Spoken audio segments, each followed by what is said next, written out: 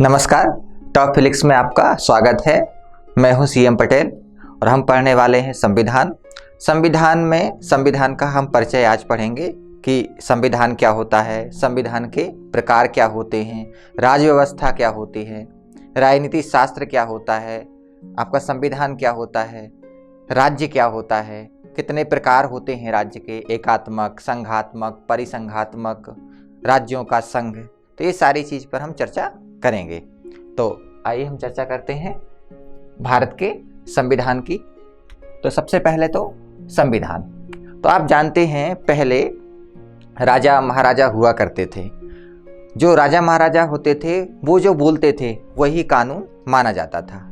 आपने एक मूवी देखी होगी बाहुबली, उसमें शिवगामिनी देवी है, वो कहती हैं वचन ही शासन है, मतलब जो उन्होंने कह दिया वही शासन है, वही कानून है। अब इसमें क्या होता था कि एक राज्य में कोई दूसरा काम आप करते हैं उसके लिए पुरस्कार मिलता है, लेकिन अगर वही काम आप दूसरे राज्य में करते हैं तो हो सकता है उसके लिए आपको दंड मिले। और कई बार क्या होते थे कि जो राजा महाराजा होते थे अपने पक्ष में कोई निर्णय करने के लिए कानून बदल देते थे, क्योंकि वो मौखिक होता था, उसके लिए कोई लिखित कोई साक्ष्य या दस्तावेज नहीं होता था। इससे समस्या होती थी और समाज में असमानता फैलती थी। तो धीरे धीरे क्या हुआ कि ऐसे कानून की जरूरत पड़ी जो सबके लिए समान हो। तो आप देखें तब आया क्या, संविधान। और संविधान जो है वो दो शब्दों से मिलकर बना है, सम धन विधान। विधान का मतलब होता है कानून, है ना। आप समझ गए होंगे, समान कानून मतलब ऐसा कानून, ऐसा विधान जो सबके लिए समान हो, उसे कहेंगे हम संविधान। ठीक है। तो ये जो संविधान है, अब संविधान क्या होता है, तो संविधान का मतलब होता है कि लिखित या जो अलिखित कानून है। आइए हम देखते हैं कि संविधान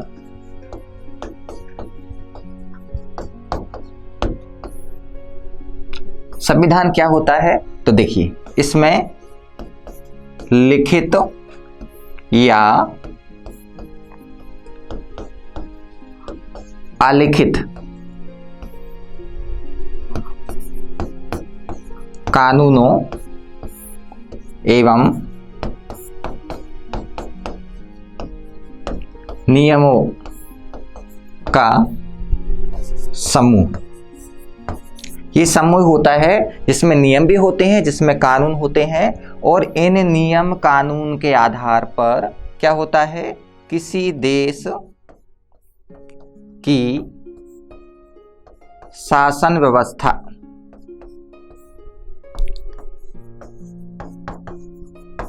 किसी देश को चलाने वाली जो व्यवस्था होती है उसे हम बोलते हैं शासन व्यवस्था।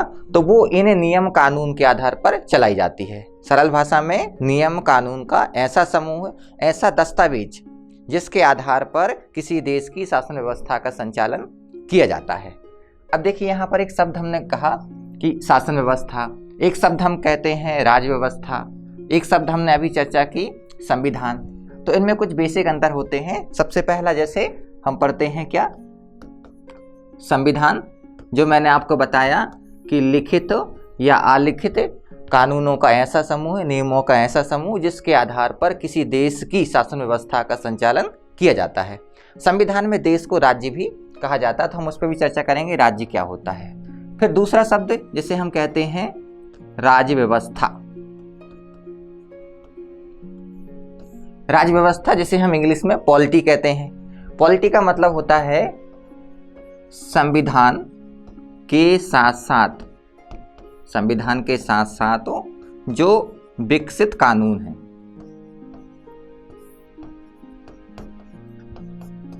जो आपके अधिनियम हैं, नियम हैं, इन सबको अगर मिला लिया जाए तो इसे कहते हैं हम क्या, राज्य व्यवस्था। मतलब संविधान तो होगा, इसमें संविधान के सारे जो नियम हैं वो इसमें लागू होंगे। इसके अलावा समय समय पर जो कानून विकसित किए जाते हैं, मतलब विधायिका के द्वारा जो कानून बनाए जाते हैं, उनको भी अगर हम शामिल कर लेते हैं तो इसे कहते हैं हम क्या, पॉलिटी या राज्य व्यवस्था। इससे एक कदम आगे है, इसे कहते हैं हम राजनीति शास्त्र। इसे हम राजनीति विज्ञान भी कहते हैं, इंग्लिश में इसको पॉलिटिकल साइंस कहते हैं। इसमें क्या होता है, संविधान तथा राज्य व्यवस्था और साथ साथ इसके दर्शन, इनका अध्ययन करने वाला जो शास्त्र है उसे कहते हैं हम राजनीति शास्त्र। मतलब संविधान का अध्ययन भी करेंगे हम, मतलब संविधान कैसा होना चाहिए, संविधान का निर्माण क्या होना चाहिए, संविधान की क्या विशेषता होनी चाहिए, संविधान में क्या क्या कमियां होती हैं, तो ये सारी बातें हम इसमें पढ़ते हैं। दूसरा, राज्य व्यवस्था, मतलब जो विधायिका है, जो संसद है, वो कानून कैसे निर्माण करेगी, कानून निर्माण करते समय कौन कौन सी बातों का ध्यान रखना चाहिए। इसके अलावा दर्शन, मतलब ऐसा होना चाहिए जो अभी दिखाई नहीं दे रहा है हमको, उसको भी हम महसूस करते हैं। जैसे हमारे संविधान की फिलॉसफी है कि हमारे देश में समाजवाद, मतलब सब लोग बराबर होंगे, संपत्ति का केंद्रीकरण नहीं होगा। तो राजा के कैसे कर्तव्य होना चाहिए, राजा बनने के लिए कौन कौन से गुण होने चाहिए। हालांकि ये क्या होता है, सैद्धांतिक, मतलब थ्योरेटिकल होता है, और ये जो होते हैं प्रैक्टिकल होते हैं। इससे आप समझे होंगे कि अगर हम ऐसा डायग्राम बनाएं तो सबसे पहले क्या आएगा, राजनीति शास्त्र, उसके अंदर हम आएंगे तो राज्य व्यवस्था, और उसके अंदर आएंगे हम तो फिर संविधान। मतलब संविधान से बड़ा आपका राज्य व्यवस्था या पॉलिटी, और पॉलिटी से बड़ा बृहद है आपका पॉलिटिकल साइंस। तो ये तीनों में आप अंदर समझे होंगे। एक शब्द और है, जैसे मैंने कहा राज्य। अब हम बात करते हैं राज्य। राज्य जो है, संविधान में देश को राज्य कहा जाता है, इसकी परिभाषा पे हम अभी चर्चा करेंगे। अब जो राज्य व्यवस्था, राजनीतिक दर्शन की बात करें, सबसे पहला इसका उद्भव या इसकी शुरुआत यूनान में होती है। यूनान को वर्तमान में एथेंस के नाम से जानते हैं, यूरोपियन एक कंट्री है। इसमें एक विद्वान हुए जिनका नाम था सुकरात। सुकरात ने सबसे पहले राजनीतिक दर्शन पर विचार व्यक्त किए। राजा के गुण क्या होनी चाहिए, कौन राजा बनेगा, प्रजा के क्या कर्तव्य होते हैं, राजा के लिए नैतिकता का संदेश दिया, राज्य का जो निर्माण है वो कैसे होना चाहिए, इन सारी बातों पर चर्चा की। लेकिन इन्होंने कोई पुस्तक नहीं लिखी, कोई पुस्तक नहीं लिखी। अगर ऐसा क्वेश्चन पूछा जाता है कि सुकरात की बुक का नाम बताइए, तो आप बताएंगे कोई पुस्तक नहीं है, है ना। कोई 3 ऑप्शन देते हैं, चौथा ऑप्शन में रहेगा कोई पुस्तक नहीं। तो हम समझेंगे सुकरात जैसा विद्वान बुक जरूर लिखेगा, लेकिन इन्होंने कोई पुस्तक नहीं लिखी, सिर्फ विचार व्यक्त किए। अब इनके जो शिष्य थे, इनका नाम था प्लेटो। प्लेटो ने सुकरात की से शिक्षा ग्रहण करके और अपने विचार व्यक्त किए। एक बुक का नाम था इनकी द रिपब्लिक। इसमें इन्होंने राजनीतिक दर्शन पर थ्योरेटिकल विचार व्यक्त किए। राजा क्या होना चाहिए, राजा के गुण, राजा का जो चयन है वो कैसे होगा, राजा के कर्तव्य क्या होंगे, प्रजा कैसे सुखी रहेगी, कैसे राज्य समृद्ध होगा, और प्रजा के गुण, और साथ में नैतिक संदेश भी यहाँ पर दिए। और एक इन्होंने एक एकेडमी खोली, इसका नाम था द अकेडमी। हिंदी में इसे हम अकादमी बोलते हैं। यहाँ पर इन्होंने शिष्यों को शिक्षा प्रदान की। अकेडमी शब्द का मतलब होता है जहाँ पर जो 2 लोग हैं ना, शिष्य और गुरु, मतलब टीचर और स्टूडेंट संवाद करते हैं। एक प्रश्न पूछता है, दूसरा जवाब देता है, मतलब इसमें वार्तालाप होता है। तो कोचिंग के नाम के पीछे आप देखते हैं एकेडमी शब्द लगाते हैं। इसका मतलब क्या हुआ कि जहाँ पर संवाद होगा। अब इनके बाद इनके शिष्य आते हैं प्लेटो के, इनका नाम था अरस्तु। अरस्तु ने एक बुक लिखी जिसका नाम था द पॉलिटिक्स, और इसमें इन्होंने राजनीतिक दर्शन की व्याख्या की। और इस बुक की व्यापकता के कारण, इनके विचार के कारण अरस्तु को राजनीति विज्ञान का जनक कहा गया। अब एक शब्द मैं आपको बताने वाला था जिसमें मैंने कहा था कि राज्य क्या होता है। तो राज्य के कुछ तत्व होते हैं, अगर वो चीजें हैं तो उसे हम राज्य कहेंगे। राज्य। तो क्या हुआ, 1933 में अभी एक कन्वेंशन हुआ था, इसे कहते हैं मॉन्टे वीडियो कन्वेंशन या सम्मेलन। इसमें राज्य की परिभाषा तय की गई। परिभाषा के तत्व आप जानते हैं कि किसको राज्य कहा जाएगा। तो सबसे पहला कहा कि निश्चित भूभाग, मतलब राज्य के लिए सबसे पहली शर्त है कि एक निश्चित भूभाग होना चाहिए। जैसे हमारे भारत की बात करें तो हमारी एक ज्योग्राफिकल भौगोलिक एक सीमा है, निश्चित भूभाग है। दूसरा तत्व कहा ये होना चाहिए जनसंख्या। अकेले सिर्फ भौगोलिक क्षेत्र से काम नहीं चलेगा, उसमें रहने वाली निवास करने वाली नागरिक या जनता जनसंख्या होना चाहिए। तीसरा सरकार होनी चाहिए जो इनके देश का या इस देश का शासन संचालन करेगी। ठीक है ना, तो हमारे पास निश्चित भूभाग है, जनसंख्या, सरकार।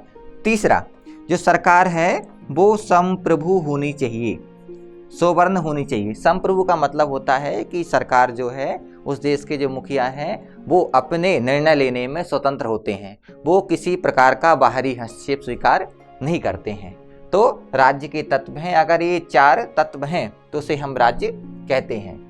आगे हम चर्चा करते हैं, वापस आते हैं हम जहां से शुरू किया था, शासन व्यवस्था। अब जो शासन व्यवस्था है ये 2 प्रकार की होती है, पहले राजतंत्र और दूसरा होता है हमारा लोकतंत्र। राजतंत्र का मतलब देखिए, राज और तंत्र 2 शब्दों से मिलकर बना है, मतलब राजा के द्वारा चलाए जाने वाला सिस्टम। अब इसमें भी क्या होगा, 2 प्रकार के होंगे, वास्तविक राजतंत्र और दूसरा आपका होगा सिर्फ नाम मात्र का। इस नाम मात्र के राजतंत्र को हम संवैधानिक राजतंत्र के नाम से भी जानते हैं। ऐसे ही लोकतंत्र 2 शब्दों से मिलकर बना है, लोक और तंत्र। तंत्र का मतलब होता है सिस्टम, मतलब जनता के द्वारा चलाया जाने वाला सिस्टम। मतलब जब जनता के द्वारा देश की शासन व्यवस्था का संचालन किया जाएगा तो उसे कहेंगे हम लोकतंत्र। इसमें भी 2 प्रकार होते हैं, प्रत्यक्ष और अप्रत्यक्ष। प्रत्यक्ष का मतलब जब जनता स्वयं ही शासन करती है तो उसे हम सीधा या प्रत्यक्ष लोकतंत्र कहते हैं, और जब वो स्वयं शासन ना करके अपने चुने हुए प्रतिनिधियों के माध्यम से शासन संचालन करती है तो उसे बोलते हैं हम इनडायरेक्ट या अप्रत्यक्ष लोकतंत्र। अब देखिए, लोकतंत्रात्मक शासन व्यवस्था राजतंत्रात्मक शासन व्यवस्था में 2 प्रकार होते हैं, एक वास्तविक और दूसरा आपका नाम मात्र। वास्तविक में क्या होगा कि जो राजा होगा, राजा 3 कार्य स्वयं करता है। पहला विधायी कार्य, दूसरा कार्यपालकीय कार्य और तीसरा न्यायिक कार्य। अब देखिए, विधायी कार्य क्या होते हैं, जो कानून निर्माण करने का काम होता है उसे हम विधायी कार्य कहते हैं। तो ये विधायी कार्य मतलब कानून का निर्माण कौन करेगा, राजा ही करेगा। दूसरा, उन कानूनों को लागू करने का जो काम होता है उन्हें कहते हैं हम कार्यपालकीय कार्य, एग्जीक्यूशन जो वर्क होते हैं। तो कानून को लागू करवाने का काम भी कौन करेगा, अपने जो अधीनस्थों की सहायता से राजा। तीसरा, जो न्यायिक कार्य है मतलब न्याय करना, वो भी राजा करता है। यहाँ पर 3 जो शासन के अंग विधायिका, कार्यपालिका, न्यायपालिका अलग अलग ना होकर किसी एक व्यक्ति में निहित होते हैं। इसे कहते हैं हम वास्तविक शासक या वास्तविक राजा या वास्तविक राजतंत्र। लेकिन वर्तमान की हम बात करें तो विश्व में अभी कोई ऐसा देश नहीं है जहां वास्तविक राजतंत्र पाया जाता हो। अब बात करते हैं नाम मात्र का राजतंत्र। इसे मैंने क्या कहा, इसे कहते हैं कि संवैधानिक राजतंत्र। संवैधानिक राजतंत्र का मतलब कि व्यवहारिक शक्तियां नहीं हैं, लेकिन संविधान में उसे हेड घोषित किया गया है। इसमें क्या होगा कि जो राजा है ना, अब वर्तमान में राजा नहीं होते, इन्हें हम शासक कहते हैं या हेड ऑफ द नेशन कहते हैं। जो देश के प्रमुख होते हैं वो क्या करेंगे, अपनी मंत्री परिषद, जो मंत्री होते हैं है ना, मंत्रिपरिषद या संसद की सलाह पर कार्य करते हैं और जो मंत्रिपरिषद है उसकी सलाह मानने के लिए बाध्य होते हैं। इसका उदाहरण आप ले सकते हैं ब्रिटेन। ब्रिटेन में हम पढ़ते हैं राजतंत्र है, ताज का शासन बोलते हैं, क्राउन जो महारानी है, लेकिन वो महारानी संवैधानिक रूप से प्रमुख हैं, लेकिन वो संसद के या जो मंत्रिमंडल है, मंत्रिपरिषद है, उसके निर्णयों को मानने के लिए बाध्य हैं। तो दो प्रकार की शासन व्यवस्था हुई राजतंत्रात्मक में। पहला वास्तविक, जिसमें सारी शक्तियां निहित होंगी, सारी शक्तियों का प्रयोग स्वयं करेगा, लेकिन जो नाम मात्र है उसमें शक्तियां निहित हैं लेकिन नाम मात्र की, वो मंत्रिमंडल की सलाह मानने के लिए बाध्य होता है। अब बात करते हैं लोकतंत्र की। लोकतंत्र में भी दो प्रकार होते हैं, एक को बोलते हैं डायरेक्ट, एक को इनडायरेक्ट। अब डायरेक्ट में आप देखेंगे कि सारी जो शक्तियां हैं वो जनता में निहित होंगी, तो उसे हम कहेंगे डायरेक्ट डेमोक्रेसी। और इनडायरेक्ट या अप्रत्यक्ष का मतलब जनता क्या करेगी, अपने प्रतिनिधियों को चुनेगी और ये प्रतिनिधि देश की शासन व्यवस्था का संचालन करते हैं। और कब तक पद पर बने रहेंगे, जब तक ये जनता की इच्छा के अनुरूप कार्य करते हैं।